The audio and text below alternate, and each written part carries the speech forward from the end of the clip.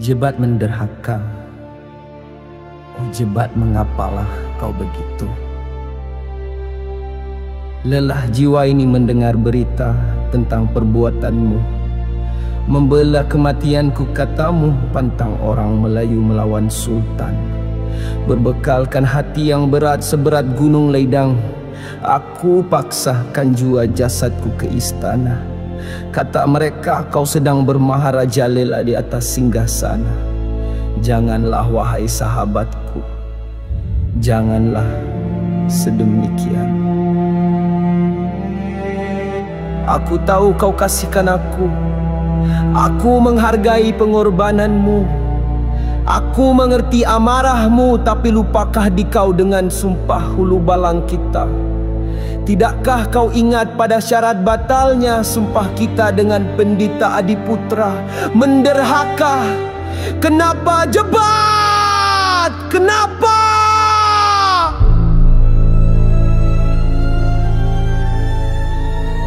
Kau terkedum melihatku, sangkamu aku sudah mati.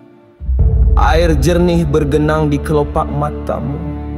Ingin sekali aku menyapu air matamu dengan tanganku sendiri. Kini kasihku berbelah bagi antara taat setiaku kepada Sultankah atau kasih aku kepada saudara.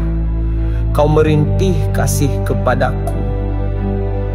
Hang jebat, apa aku boleh buat? Tanganku terikat ke langit, kaki dipasak ke bumi. Aku hanya pacal yang hina yang tak berdaya melawan titah. Kenapa kau harus menderhaka dalam membela? Kenapa engkau jebat? Aku tak mahu membunuhmu jebat engkau saudaraku, tapi kalau itu kehendak Baginda Sultan, aku terpaksa akur. Aku masih berpegang pada sumpah anak Melayu yang hidup dan mati untuk membela maruah bangsa dan kedaulatan bumi Melaka. Iya! Walaupun dengan titah untuk memunggah dunia, walaupun dengan meminum darah saudara, raja tetap raja. Kau menjadi musuh raja, kau menjadi musuhku jua.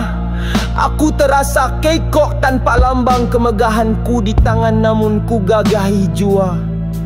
Ku nampak lirikan matamu diselang dengan senyum kecil saat kita beradu tenaga. Aku dapat rasakan yang kau menahan sedikit kekuatanmu. Aku tahu jebat yang kau tak mahu membunuhku. Tapi apa kata raja nanti kalau aku pulang gagal?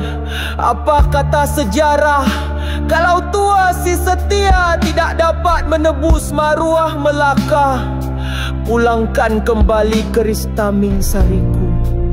Pulangkan supaya aku dapat menjulang kemenangan yang tak ku inginkan. Tergamam aku bila kau lontarkan keris itu kepadaku. Katamu biarlah aku saja yang menikammu kerana kau tak sanggup untuk mengapa-apakan aku. Maafkan aku, maafkan abangmu jebat kerana tidak mensyukuri nikmat setia kawan. Kau gugur dengan lambang penderhakaan. Maafkan tuah kerana membunuh kau yang membela. Maafkan aku, adik. Maafkan aku, sahabat.